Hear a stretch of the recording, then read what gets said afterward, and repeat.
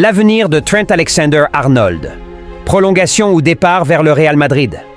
Le futur de Trent Alexander-Arnold reste incertain alors que son contrat avec Liverpool touche à sa fin en juin prochain. L'international anglais, formé au sein du club de la Mersey, est au centre des spéculations, notamment avec un potentiel départ vers le Real Madrid si aucune prolongation n'est signée avec les Reds. Steve McManaman, ancien joueur de Liverpool et du Real Madrid, a récemment donné son point de vue sur cette situation délicate. Ayant lui-même joué dans les deux clubs et remporté la Ligue des Champions avec le Real en 2000 et 2002, McManaman est bien placé pour donner quelques conseils à son jeune compatriote. Selon lui, Alexander-Arnold devra choisir en fonction de ses objectifs et priorités personnelles. Liverpool souhaite certainement qu'il reste, mais est-ce que je le conseillerais sur cette décision? Absolument, j'ai adoré mon passage au Real Madrid, a-t-il expliqué lors de l'émission de TNT Sports, juste avant que Liverpool ne batte Aston Villa 2-0 en Premier League ce samedi. Si vous parlez à d'autres joueurs, Michael Owen par exemple, il n'a passé qu'une seule saison à Madrid et bien qu'il y ait vécu des moments marquants, il est vite retourné en Angleterre. Mais pour Trent, tout dépend de ce qu'il veut. Liverpool souhaite probablement le garder, mais au fond, cela reste un choix très personnel, n'est-ce pas? Le Real Madrid est-il intéressé? C'est fort probable, comme tout club souhaitant recruter un joueur de son calibre, surtout gratuitement. Cela va de soi.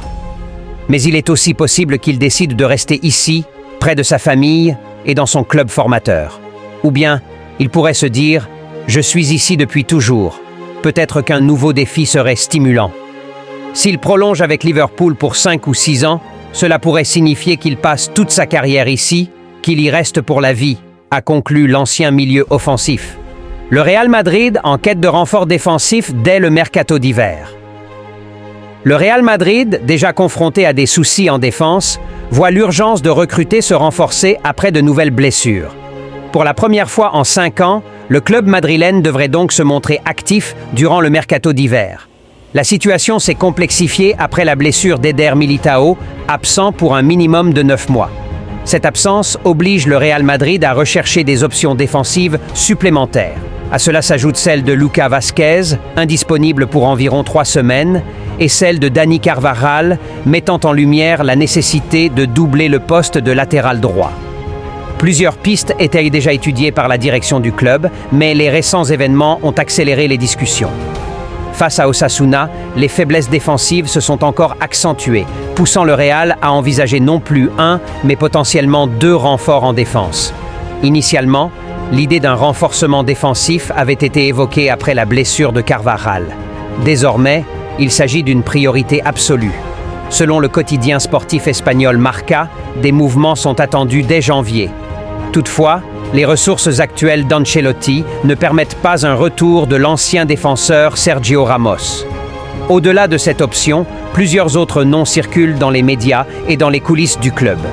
Parmi eux, Aymeric Laporte, actuellement en Arabie Saoudite, Jorel Atto, jeune talent de l'Ajax, Castello Luqueba, qui joue à Leipzig, ou encore le latéral droit Alexander-Arnold.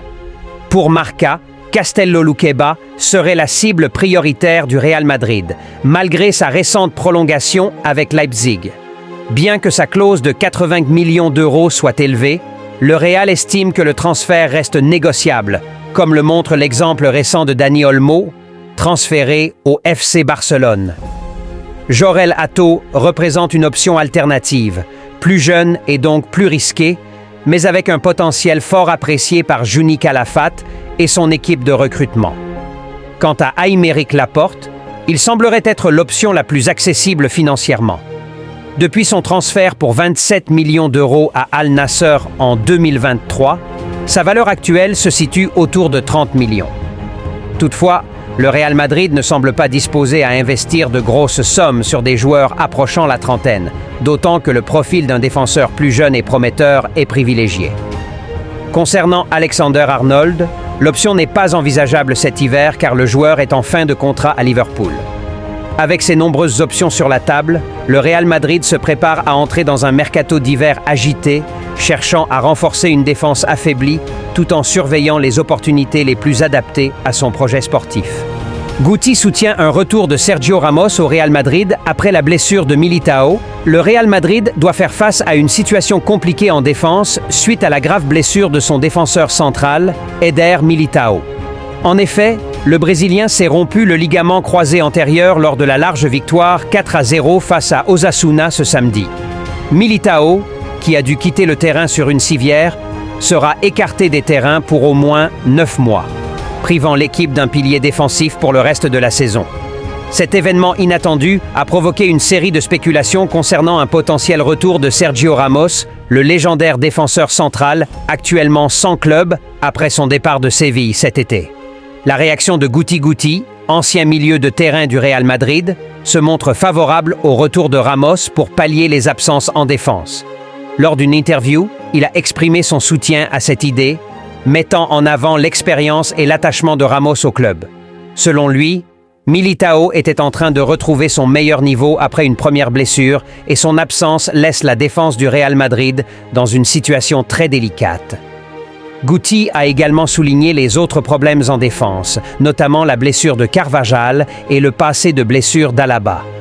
Pour Guti, le Real Madrid doit se tourner vers le marché des transferts et Ramos pourrait être la solution idéale. Ramos est actuellement sans club et pourrait jouer en tant qu'arrière droit ou défenseur central. Il vient de disputer une saison complète avec Séville où il a montré qu'il était encore compétitif. C'est un joueur qui connaît bien le club, qui a été actif récemment et qui prend toujours soin de sa condition physique. Il pourrait donc renforcer l'équipe pour les prochains mois sans nécessité d'investissement majeur. Le contexte actuel du Real Madrid. Le Real Madrid se retrouve dans une situation de plus en plus préoccupante. En plus des blessures, l'équipe accuse du retard en Liga par rapport au FC Barcelone et doit aussi combler certains points en Ligue des Champions. Si les Madrilènes souhaitent réitérer leur performance de la saison précédente en remportant ces deux compétitions, ils devront agir rapidement pour renforcer leur effectif défensif, désormais fragilisé. Quelle perspective pour la suite? Après la trêve internationale, le Real Madrid reprendra le championnat avec un déplacement à Leganés. Le club madrilène cherchera alors à réduire l'écart de 6 points qui le sépare de Barcelone. Les défis se poursuivront rapidement en Ligue des Champions avec un déplacement à Liverpool où une défense solide sera plus que jamais nécessaire pour rester compétitif sur la scène européenne. En somme, le retour de Sergio Ramos pourrait représenter une solution à court terme efficace pour stabiliser la défense du Real Madrid, en attendant une éventuelle acquisition à plus long terme durant les prochains mercatos. Vinicius Junior impressionne avec un triplé malgré sa 2e place au Ballon d'Or. Malgré une saison exceptionnelle avec le Real Madrid, Vinicius Junior, 24 ans, a terminé seulement 2e du Ballon d'Or 2024. Mais le jeune Brésilien a profité de la rencontre de ce samedi contre Osasuna lors de la 13e journée de Liga pour rappeler tout son talent en signant un triplé et en offrant une victoire 4-0 aux siens. Après 2 matchs décevants au Santiago Bernabéu, avec une défaite cinglante contre le FC Barcelone, 0-4, en Liga et une autre face à l'AC Milan, 1-3, en Ligue des Champions, les Merengues étaient dans l'obligation de rebondir devant leur public. Mission accomplie pour l'équipe de Carlo Ancelotti, qui a surclassé Osasuna pour rétablir la confiance dans les rangs madrilènes. Mbappé effacé, Vinicius ovationné par le Bernabéu. Contrairement à Kylian Mbappé, resté discret lors de cette rencontre, Vinicius Junior a illuminé la soirée madrilène avec une performance de haut vol. Auteur de 3 buts, le Brésilien a quitté le terrain à la 75e minute, remplacé par le jeune Endrick, sous une ovation amplement méritée du public. Pour certains, ce match est sans doute une réponse adressée à ceux qui ont douté de sa légitimité dans la course au Ballon d'Or, remportée cette année par Rodri. En conférence de presse, Carlo Ancelotti a commenté la prestation de son attaquant. Pour nous, Vinicius est celui qui fait la différence. Le Ballon d'Or est secondaire, son jeu montre bien qu'il n'a pas été affecté. Jude Bellingham et Brahim Diaz également en grande forme. Outre Vinicius, Jude Bellingham a marqué les esprits avec une performance déterminante, peut-être sa meilleure de la saison jusqu'ici. Le jeune Anglais a salué au micro du club la réaction de son équipe, évoquant également la résilience et la force mentale de Vinicius dans cette période de défi. Brahim Diaz s'est aussi illustré en offrant à Vinicius le 4e but de la soirée. Entré en jeu dès la première mi-temps après la blessure de Rodrigo, un joueur qui pourrait d'ailleurs être tenté par un départ à Manchester City, Diaz a joué un rôle clé dans cette belle victoire, affichant un large sourire au coup de sifflet final. Vers une renaissance de Vinicius et du Real Madrid. Bien que la presse et les supporters évitent encore de parler de révolte au Real Madrid, cette victoire et la prestation impressionnante de Vinicius semblent être un message fort, rappelant qu'il reste dans la course pour le Ballon d'Or 2025. Mais pour conforter ce regain de forme, il faudra que le Real Madrid continue à enchaîner les victoires et que le joueur brésilien maintienne ce niveau dans les mois à venir. Si son duo avec Mbappé n'a pas encore pleinement convaincu la direction madrilène, Vinicius montre une belle montée en puissance, laissant entrevoir un possible retour au sommet et l'ambition de viser des titres majeurs cette saison. Rodri sacré Ballon d'Or 2024, une victoire qui divise le Real Madrid. Rodri a remporté le Ballon d'Or 2024, un titre rare pour un milieu de terrain habitué à orchestrer le jeu depuis le centre du terrain plutôt qu'à s'illustrer dans la zone de vérité. Cependant, cette saison, il a sensiblement amélioré ses statistiques, inscrivant 9 buts et délivrant 14 passes décisives en 50 matchs, contre 4 buts et 7 passes décisives la saison précédente. Malgré ses performances, la victoire de Rodri a été perçue comme une véritable gifle pour le Real Madrid. Quelques heures avant l'annonce du trophée, la Casablanca, persuadée que Vinicius Junior méritait le prix, a pris la décision de ne pas envoyer sa délégation à Paris. L'absence du club espagnol, pourtant l'un des plus prestigieux au monde, a déclenché une vive polémique. Pour expliquer son absence, le Real Madrid a déclaré qu'il avait eu connaissance des résultats à l'avance et estimait que les critères du Ballon d'Or ne respectaient pas suffisamment ses joueurs.